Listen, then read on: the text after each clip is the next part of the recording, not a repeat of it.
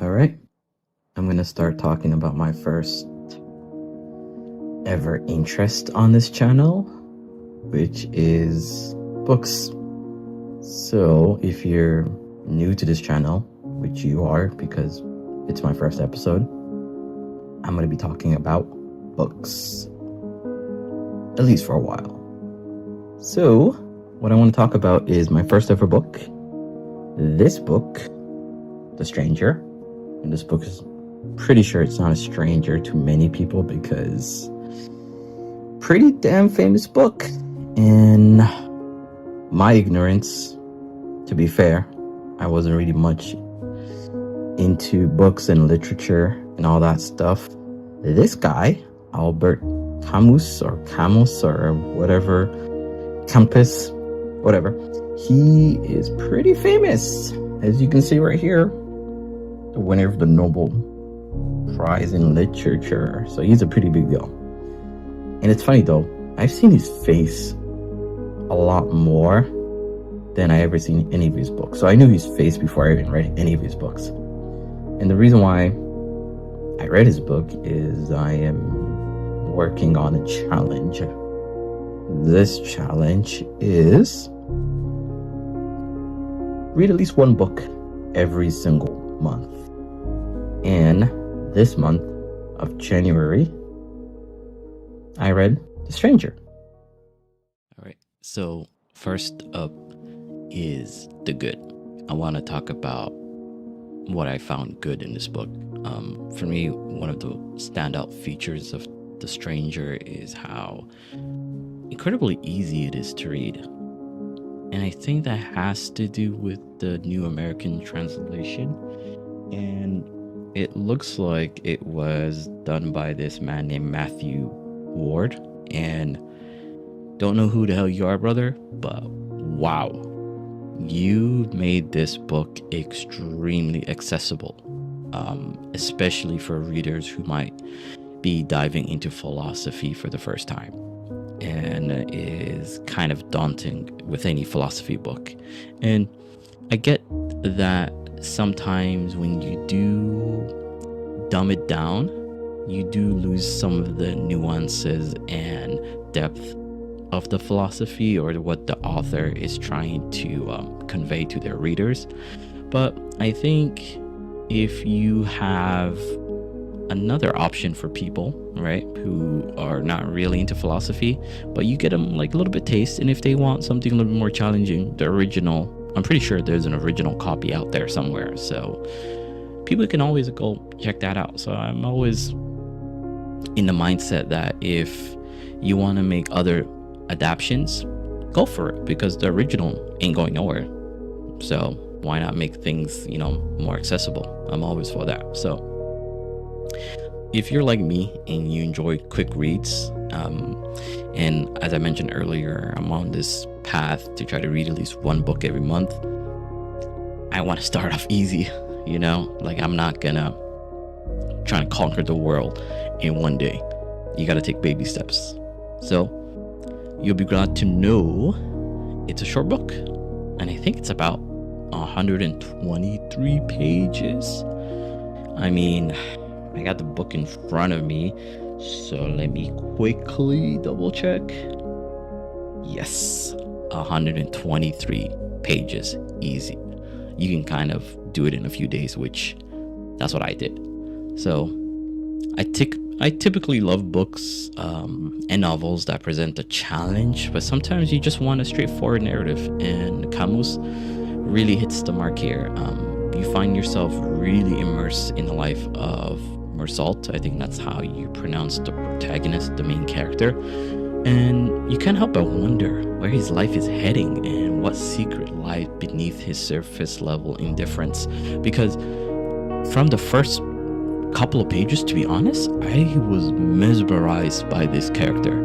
Like, I was thinking to myself, oh, I haven't really come across this kind of attitude in a protagonist. And it makes you wonder, because you feel like, why is he so nonchalant about everything? And this vagueness paired up with his detached personality For me, it creates like this compelling atmosphere that keeps, I don't know, keeps me engaged. So once I started reading, honestly, I couldn't put it down. So I was like, wow, this book is doing something to me that nobody has ever done, you know? So I don't know. It was really impactful, and I don't know. And I think another good point is how thought-provoking the book is. So there were like moments where I would be reading and I would just kind of stop reading, and you just kind of contemplate and you just think. And I feel like if you read a book that does that to you, you've hit the jackpot. Because there's many books, honestly. Like I'm going through some other books right now, and it is difficult. It is thick, and I'm just like thinking to myself, I hope the payoff is worth it. But this book, throughout the whole novel, you're often left with questioning the meaning behind Merced's actions and societal norms that surround him. It allows for like a internal dialogue about the existence and how we interact with the world, which, you know, as any good book out there does that. It wants to challenge the world to kind of think about what's the best way to live your life. And that's something I've been questioning lately with myself, where I'm wondering, okay, I'm at a certain age, I'm not a kid. I've heard many people, friends, families, people outside tell me how to live my life. In this book, Merced, his philosophy, from my understanding, honestly, was like, there's not necessarily a right way. It's only what you think is right, which there's a lot to say about that, but I kind of respected how, to me as a reader, the main character, Merced, seemed very independent. And there's moments where he does things where I'm like, okay, I don't want to spoil. Like, this book really isn't, I'm not going to give any major spoilers. Maybe I should have mentioned that earlier, but don't worry, there's anything major here. So with that being said, great start, great book. I think if you're just anybody, you pick this book up, you're automatically hooked for at least a few pages. That's what I think. So if you have any plans of reading it and you're a little bit worried, give it a try. So the next segment that I want to talk about is the bad. Now, let's discuss the bad. One thing that struck me was the absurdness of the ending. I felt like the ending was like 0 to 100 in the blink of an eye. Like, sure. And this is God, I guess this is a spoiler. You know what? Scratch that. There's going to be spoilers. So, when he gets arrested, the pacing seemed steady, yet once he was like apprehended, everything unraveled at breakneck speed. So in the early parts of the book, it's really slow, right? It's just following his everyday life, and you really don't know what it's building up towards. And then suddenly, you know, the thing happens. And if you read this book, you know what thing I'm talking about. And like, boom, he's on trial, and his fate, his life is on the line. So it's like, I felt like it was 0 from 100. And to be honest, it felt me feeling a little unfulfilled by the resolution of his journey. I wanted more time to process how his character shifted from passive like person to, you know, basically his life on the line. I wanted a little bit more, you know, conversation there. I felt like it was moving too fast from the time, you know, he was detained, waiting through the trial, and then boom, you know, his fate is sealed. There was just too much. It was a little too little. So it's not really a big criticism, I guess, but for me, I was having such a good time watching this character, or shall I say, like reading about this character going through his mundane daily life and how he would interact with different people, different situations. And then, you know, something major happens to him.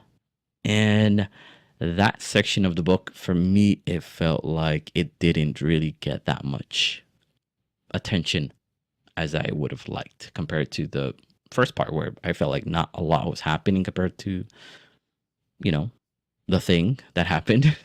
But it's just a minor criticism. But, I can live with that. And now the ugly. Wow. The ugly. Let's see. Sure, the book captures a pretty strong exploration of existence and self. And I know that it also contains some problematic elements, especially the treatment of the native Algerians. So I this book was, I think, written during the time when the French were still the colonial rulers of Algiers. And the book does a pretty good job of ignoring the suffering of the Algerians during this time. And they do suffer in this book, And to be honest, there were moments where I had to put the book down and I was like, damn, I need to cleanse my soul. And so what I did is watched the Battle of Algiers. And if you haven't seen that movie, I highly recommend it. Great movie. After watching that movie, I was able to kind of go back to The Stranger. But it's important to recognize that while, what was his name? Merslet or whatever, the French dude, his apathy serves as a critical lens for extracilism, if I'm pronouncing that right. The novel fails to, I feel like, kind of dissolve into the oppression faced by the native population. Instead, they are rendered invisible within the text. I don't know if he did that intentionally or unintentional, but either way, it just comes off as them being invisible. But for me, I find that as like a pretty unsettling, and it raises a lot of questions about whose stories are being told and whose voices are drowned out. But I'm not gonna really give you what the book is trying to convey. I feel like it's better if you kind of just read it for yourself and think about it for a bit and then kind of go out and see what other people have to say. For me personally, I found his journey, how do I say, pretty interesting. It kind of makes you stop and examine where you are in life and where you want to head to. And I think that's pretty valuable, honestly. I think that's something that makes you reevaluate, like, put a pause on things and just kind of make you, double check, right? There's nothing wrong with that. So I kind of want to head towards my conclusion of the book. So, The Stranger by Albert Camus, through the lens of the good, the bad, and the ugly, despite its shortcoming, I still found it to be fascinating read. That challenged my perspectives and sparked conversations about, I'm going to try to say this word as best I can, existentiality. Okay, there you go. I failed. Come on. I tried at least. Either way, I highly encourage you all to give it a read. See what insights you draw from it. I think it's always valuable to kind of have your own insight whenever you read a book, and don't forget to share what you read. That's what I'm trying to do with this first video, right? So thanks for joining me. If you enjoyed this video, please give it a like and subscribe for more book discussions, and in the future I might be talking about other things, but for now, the next time I talk about a book would be maybe next month. And by then, there's going to be a lot of books because I got a lot coming. So, happy readings, everyone. Until next time.